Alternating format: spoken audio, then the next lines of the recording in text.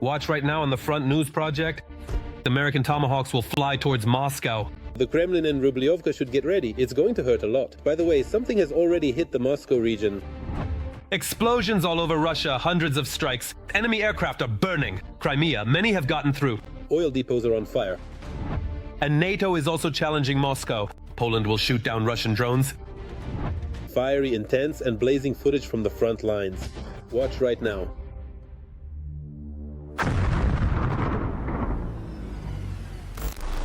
Hello, this is Vladimir Timoshenko with you, and we're starting right away with the main topic.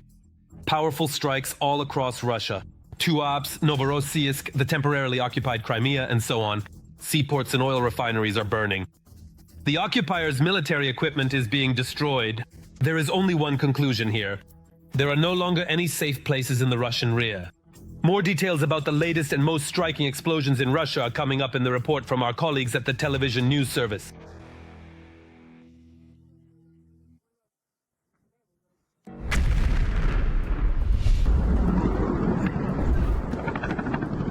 There's a saying, if an unmanned boat isn't blown up, it blows itself up, destroying, for example, an oil loading dock in the Russian city of Tuapse.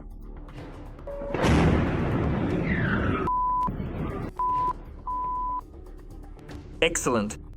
Thank God it happened there. This week, friendly sea and air drones imposed sanctions on Russia's main Black Sea ports, Novorossiysk and Tuapse. In Novorossiysk, the sniper-like air defense and naval gunners fire so wildly that they end up setting several of their own houses, a hotel, and local cars on fire. The battered remnants of the Black Sea Fleet, instead of defending, are destroying the city they've been hiding in for the third year now. Oh my God, the cars are on fire. Something hit really hard. The air defense in Tuapse is obviously weaker. The port is mainly defended with small arms. Random vacationers are suffering from stray bullets. They picked the worst time to come for the velvet season. Pollock, here we are, just lying down like this. A bullet is flying over our heads. We just can't make it to the beach. It's flying right over our heads, look. Someone's been wounded. After a powerful explosion at the Tuapse port, the siren finally goes off.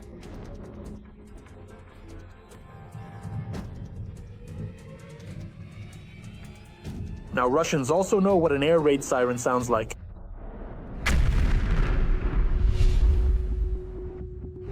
Did you get it? Got it. Damn, the shockwave is going to reach us. In the past 2 weeks, 15 major oil facilities have caught fire in Russia. That's perfect timing, military expert Ivan Stupek notes with a smile. Right now it's really vacation season, the time when these refineries are taken offline for maintenance. And Ukraine says, good evening, this is your dispatcher. We're checking the condition of your refineries. If in the summer Ukraine carried out single strikes on Russian oil refining giants, now there is a system to it, notes expert Serhiy Kuyun. And yes, he also agrees the timing couldn't be better. Time is working against them because they've always had a tough situation at the peak of the season. In August and September, they've always faced a gasoline shortage. And now we've added a bit more at this peak and everything there has started to fall apart. Analysts from reporting from Ukraine note that Ukraine has managed to turn isolated, irregular attacks into a powerful destruction of Russia's key economic sector. The Samara, Syzran, Saratov, Ilsky and Afipsky oil refineries in the Krasnodar region are burning. Strikes have also been carried out on one of the largest processing enterprises in the Volgograd region.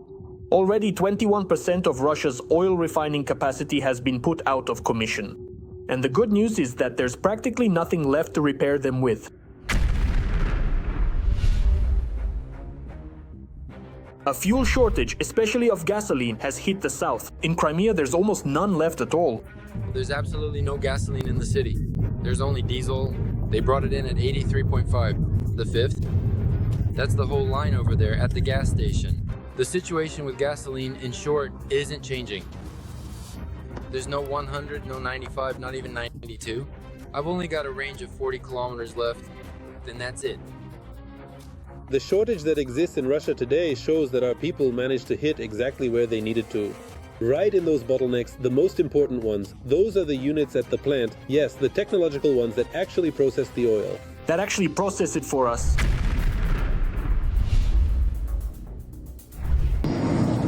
Yeah, well.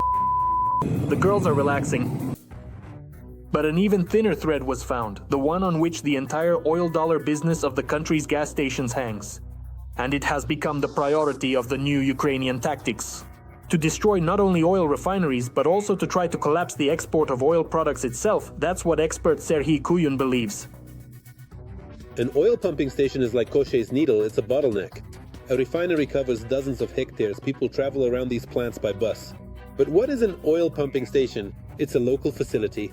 It's a very convenient target, which is why all those huge tens of millions of tons of oil for export pass through it every month. Of course, pumping stations are repaired quickly, but they also flare up again just as quickly. And in the near future, Russians may face the problem of what to do with their oil. And the solution might be to kill the goose that lays the golden eggs. If you mothball a well, you usually can't bring it back online. And if you do manage to restart it, it takes huge amounts of money and time. And it's a kind of roulette. You might be able to restart it or you might not. That's the nightmare of any oil thief. And while it's not something global, it's very painful for Russians and very beneficial for us, Bavovna. In the past week, several helicopters in Crimea have been permanently grounded. What do you mean, helicopters? In Crimea, 2 more transport Antonov 26s have been destroyed, and importantly, 2 maritime reconnaissance aircraft as well. It was precisely these that were preventing our naval drones from operating freely.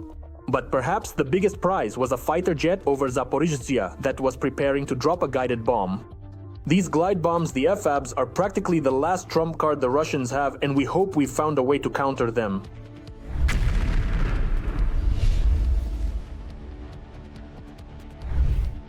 As winter approaches, the Russians will, as usual, try to destroy Ukraine's energy infrastructure.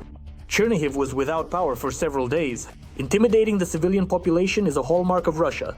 So Russian military aircraft flying over Baltic countries and drones over Scandinavian civilian airports are elements of the same strategy. Europeans, just in case, should take a page from the Ukrainians and shoot down a few Russian planes, says Ivan Stupak, as a preventive measure because Russians only understand force.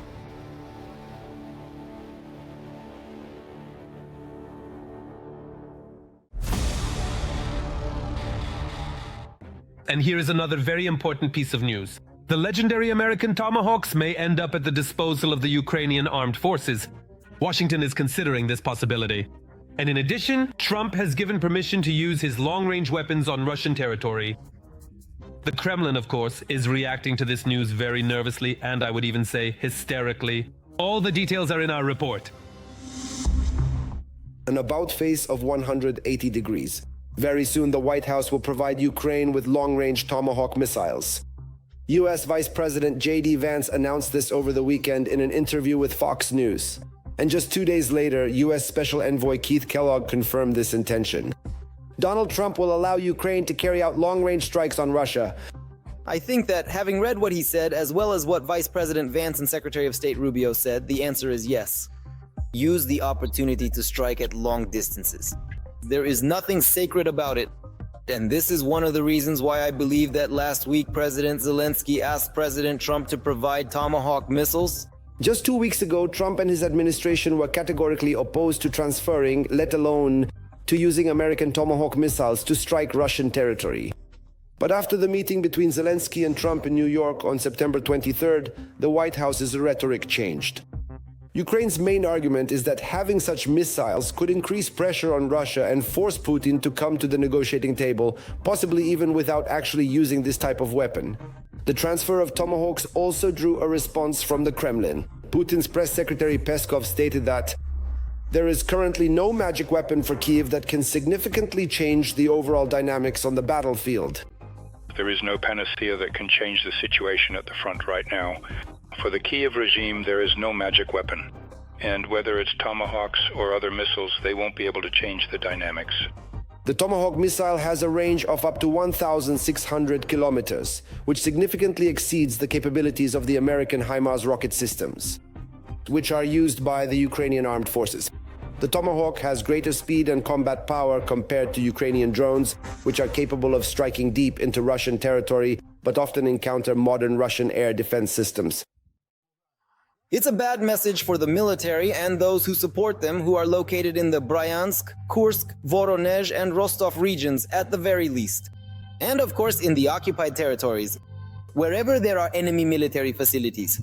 I think the demilitarization of Crimea from Russian presence will also continue. And Donetsk is occupied, and Luhansk, there will be even more strikes on them. President Zelensky handed President Trump a list of the necessary military aid as part of a $90 billion agreement.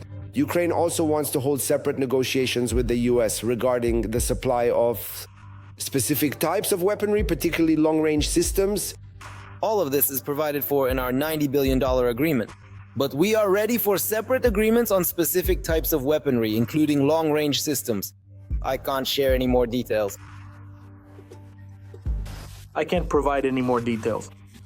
According to the British publication The Sun, Ukrainian attacks on the oil refining sector alone have caused Russia damage amounting to more than $100 billion. And that's not even counting the missile strikes. And once those appear, the amount of damage will increase many times over. Every voice matters. Join our community, support independent journalism and help us bring you the truth from Ukraine. Become a member of Ukraine today. Join us now. And now, an analysis of the operational situation on the Pokrovsk front. The enemy army is acting true to form here as well. On the Pokrovsk front, our defenders repelled 59 enemy assaults in the areas of the following settlements: Vladimirovka, Nikonorovka, Krasny Liman, Suketskaya, Novoekonomicheskaya, Nikolaevka, Lisovka, Zverevo, Kotlina, Udaknaya, Novonikolayevka, Kotliarovka, and Dakhnaya. And now things are truly frightening. A missile and drone attack by Putin's war criminals targeted Kyiv and the Kyiv region. Kyiv residents are bringing flowers and toys to the house in the Solomiansky district of the capital, where Russia killed a 12-year-old girl. In total, 4 people were killed by the Russians during yet another combined attack. Civilian homes in the Kyiv region also came under drone and missile strikes. An entire street was destroyed by the blast wave there. KTSN correspondent Alina Lisova visited the sites of the attacks. Let's watch. A hole instead of a wall and charred walls. This is what a 5-story building in the Solomiansky district of the capital looks like, where during yet another massive attack, the Russians hit with a drone. The enemy strike hit the 3rd and 4th floors. Neither the facade nor the floors could withstand it. At that very moment, the resident's apartment was engulfed in flames. It went in for the attack and I fell to the floor. There was an explosion. People started shouting that the doors were blocked. I managed to get dressed. I unblocked mine and then unblocked theirs. They ran out and we all went downstairs. I was sleeping and woke up from that loud noise. I immediately started running. My neighbor was screaming very loudly, "Save my child." The fire was very big and it couldn't be put out right away. People were being carried out from the balconies. Ilona and her 85-year-old grandmother, who were sleeping in their apartment on the 3rd floor at the time of the strike, miraculously were not harmed. Both of them just got scared. Meanwhile, on the other side of the wall, emergency rescuers were pulling the body of a 12-year-old girl from the rubble. A concrete slab fell on the child. Yesterday, I saw her from the balcony. Yesterday, I saw that girl from the balcony with her father. She was going out to the car. She and her father were going somewhere, either walking or driving. The girl was in the bedroom where the strike hit. It was right here that, in the first minutes, the rescuers managed, you could say, to save 3 people, to make sure that there was definitely no one left under the rubble. And this is already another place, also in Kyiv, the Institute of Cardiology and Minister Zhesko. In the morning, a fragment of an enemy Shahed drone flew right into the nurses' station on the 4th floor. At the moment of impact, there was a nurse there who, even during the air raid, was doing her job and died. Nearby, in the adjacent ward, her patient was found with no signs of life. However, all the other 150 people in this building with heart conditions were also on the edge. A major psychological trauma has been inflicted on patients with cardiovascular diseases, which can lead to complications. In total, as a result of the subsequent Russian combined attacks in Kyiv, 4 deaths are known, and there is destruction at 20 locations in the capital. Continuous ruins and devastation from the attacks are what the suburbs of the capital look like at the moment.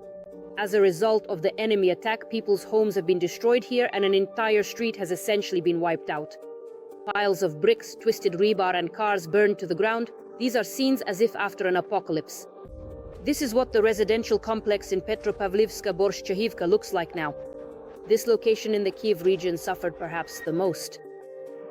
We were sleeping, the clock was set at 6 o'clock, the window started exploding, and then there was a whistle like a rocket, it flies and explodes.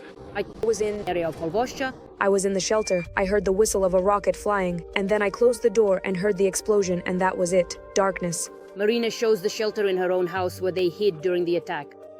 The blast wave tore out the armored doors here, and on the steps you can see drops of her son's blood. When he heard the powerful explosion, he ran barefoot over the shards of glass to the shelter. All of this debris was flying right here, directly at him, and he miraculously survived this harrowing ordeal. Only by some miracle did all the neighbors survive, even though nothing but a pile of construction debris was left of their houses. Right behind this little wall, a small child was sleeping. The wall cracked, but the child survived, everyone survived, and that's it. We're just happy that we made it through.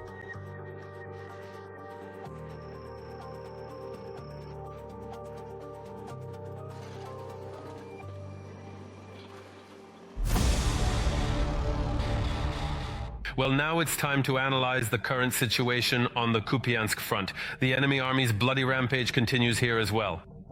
Yesterday, there were 6 attacks by the invaders on the Kupiansk front. Our defenders repelled enemy assault actions near the settlement of Petropavlivka and towards Pischane and Bohuslavka. Vladimir Zelensky promised to organize a massive blackout in Moscow if the Russian army continues to attack Ukraine's energy infrastructure. How will Ukraine turn off the lights and heat for Moscow residents? That's exactly what we'll talk about next. Russia, including Muscovites, should get ready for a cold and harsh winter. If the Russian Federation does not stop its strikes on Ukraine's energy facilities, Moscow will face a blackout. There's no need to be overly cautious in our rhetoric with the Russians. If Russia sets the goal of a blackout in Ukraine and pursues this goal every winter, I'm not sure that our response or that of our other partners should be any different. If they threaten a blackout, for example, in the capital of Ukraine, then the Kremlin should know that there will be a blackout in the capital of Russia as well. The Ukrainian defense industry and domestic production of drones and missiles are the best arguments in any negotiations with Putin. The Kremlin only understands the language of force. If any attempts to attack the Kremlin are indeed made, how exactly will we then perceive that particular situation? Well, essentially, our Supreme Commander-in-Chief, the President, has already spoken on this topic. So it's better not to even talk about it. And everyone understands that. For the first time since the beginning of the war, on the eve of winter, Ukraine, thanks to its own production and deliveries from allies, has achieved parity in long-range capabilities with the occupiers. Taking into account the climatic features of the Russian Federation and the tactical and technical characteristics of the Ukrainian strike systems, the Russian Federation is facing a harsh winter, both literally and figuratively. First and foremost, this concerns thermal power plants and other production facilities that sustain the life of major Russian cities. To strike border regions and cities near Ukraine, Kiev has a wide range of Western missiles at its disposal. After the recent statement by the Ukrainian president about his conversation with Trump, during which the issue of striking energy facilities in the Russian Federation was raised as a retaliatory measure by Ukraine in response to hostile actions from the Russian side, the corresponding approval was received. Therefore, we can say that the territories of the Rostov, Kursk, Belgorod, and Bryansk regions are within range of these strikes. As Western strike systems, this has been emphasized once again, such as the Scalp, Storm Shadow, as well as the modernized version of the S-200 surface-to-air missile system, are capable of reaching them. The systematic destruction of Russian oil refineries by Ukrainian drones shows that Russian air defense is incapable of protecting critical infrastructure facilities. In several districts of the Belgorod region, only a 100 gasoline and diesel fuel are available at gas stations. Subscribers are also reporting fuel problems in the Nizhny Novgorod and Samara regions. It would be pretty epic if in the 4th year of the war we still can't take out their energy sector, but they managed to take out ours. If, for strikes on the Russian border regions, Ukraine can use Western missiles and its own drones. For Moscow and other remote cities of Erythrea, the threat comes from the Ukrainian flaming, with a strike range of up to 3,000 kilometers and a warhead weighing 1,000 kilograms. Usually the warhead of a modern cruise missile is 450, but at most 500 kilograms. As a rule, almost all missiles have a 450 kilogram warhead. What does a 1-ton warhead provide? If such a missile hits a target, for example, an industrial facility, 2 of these missiles will completely disable it for at least a year. The resulting crater alone would be about 20 meters in diameter. A mirror response will definitely come, once again trying to cut off electricity and heat for Ukrainians. The Russian leadership will introduce millions of Russians to the experience of all these blackout strikes. Now let's analyze the operational situation on the Novopavlivka sector of the front. The Russian world continues here as well to destroy, kill and maim. On the Novopavlivka direction, the enemy carried out 21 attacks in the areas of the settlements of Sekneve, Podubne, Novoselivka, Sosnivka, Molivka, Novonikolayivka, Berezova and Novohrihorivka. Ukrainian soldiers carried out a unique operation. With the help of an FPV drone, a Russian Mi-8 helicopter was shot down, and we will definitely show you this footage. Also, Russian troops have not advanced in the Sumy region. They are experiencing logistical problems in the Pokrovsk direction and a shortage of personnel on the Donetsk-Dnipropetrovsk front line. Detailed situations on the battlefields are in our military review. The Russian city of Belgorod was left without electricity and hot water after a missile strike by the Ukrainian Air Force. According to the local publication Pepel, one of the missiles hit the Belgorod thermal power plant. There was also a strike on the city substation Luch. Parts of Stary Oskol, Shebekino and several other settlements in the region were also left without electricity.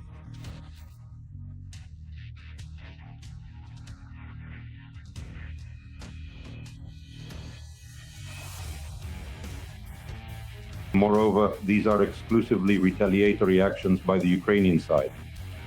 During conversations with Trump, the Ukrainian president emphasized that the actions of the Russian side are aimed at creating a so-called blackout. On the night of September 29th, drones also damaged infrastructure in the Moscow region. That same night, the Korochevsky electro-detailed plant in Russia's Bryansk region was damaged. This enterprise was responsible for assembling and repairing modern weapons for the Russian army. The products are used in the aerospace, electronic instrument manufacturing, construction, and other industries. Specifically, we're talking about connectors for printed circuit boards in military equipment, aircraft, antennas, bases, stations, and other systems, as well as accordingly components for measuring instruments.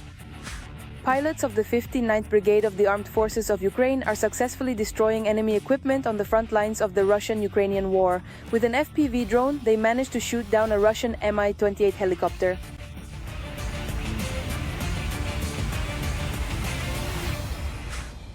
Partisans infiltrated the ranks of the enemy army and helped disable a Russian Pantsir S-1 in the Kherson region for several months. As a result, the incident created a gap in the air defense system in this direction. This was reported by the partisan movement Otesh. Russian troops are unable to advance in the Sunga region in the Zaporizhia and Kherson directions.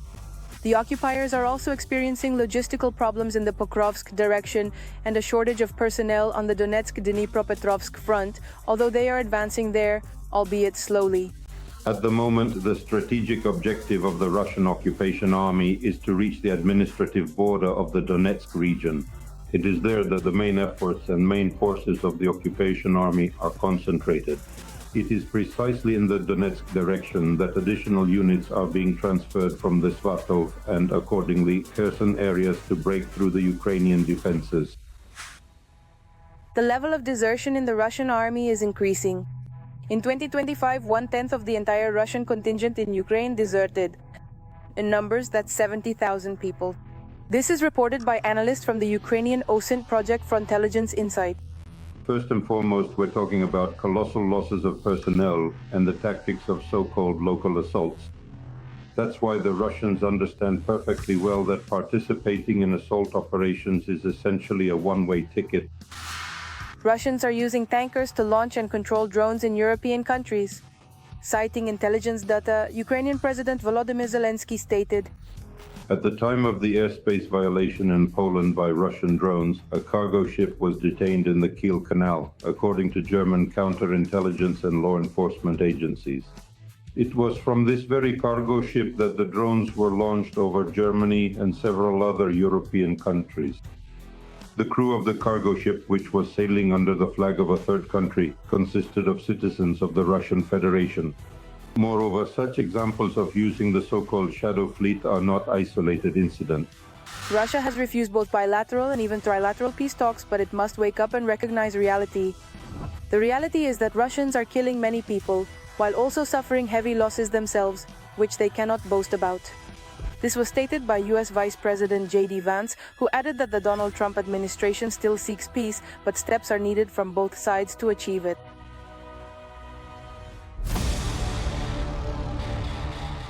And now let's move to the Lyman and Siversk directions of the front. Let's be honest. These are sacred targets for Putin and his cronies. Accordingly, the situation here is also stretched to the limit. In the Lyman direction, the enemy attacked 15 times, trying to break through the defenses near the settlements of Shandryholov, Kolodyazy, and Torsky. In the Siversk direction, the aggressor made 6 attempts to break through in the areas of Serebryanka, Fedorivka, and towards Dronivka. To shoot down Russian drones over Ukrainian territory, even without coordination with other NATO members. This is exactly the decision that the Polish Ministry of Defense is preparing. The recent attack by Russian UAVs was a cold shower for official Warsaw. Poland is becoming increasingly active in helping Ukraine and is distancing itself less and less from Ukraine's war with Russia. Let's take a closer look at this right now. Poland is taking a step that could radically change the rules of the game in the skies over Eastern Europe. The Russian invasion of Ukraine is not just the most serious conflict in Europe since World War II. It is a turning point. The old international order is collapsing before our eyes. The world has entered a new and dangerous era of great power rivalry, rule-breaking, and testing the limits of what is permissible. How far can things go before someone says a clear enough stop? As we continue to talk about peace and security, we are obliged to back up these words with concrete actions. Warsaw is preparing a law that will give its military the right to shoot down Russian drones and even aircraft over the territory of Ukraine and Belarus without prior approval from NATO or the EU. Until now, Polish troops have had to operate within strict limits.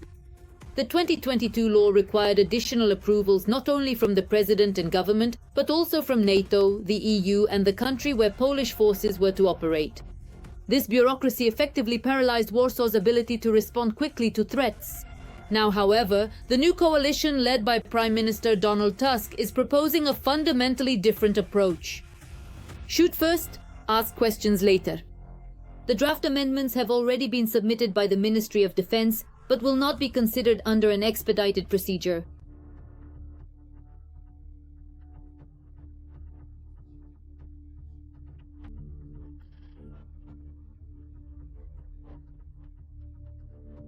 Just like in the ongoing situation in Ukraine, this will undoubtedly have a much broader and more significant impact than simply moving crews to retrieve those specific ships that were originally built for us abroad at one particular time.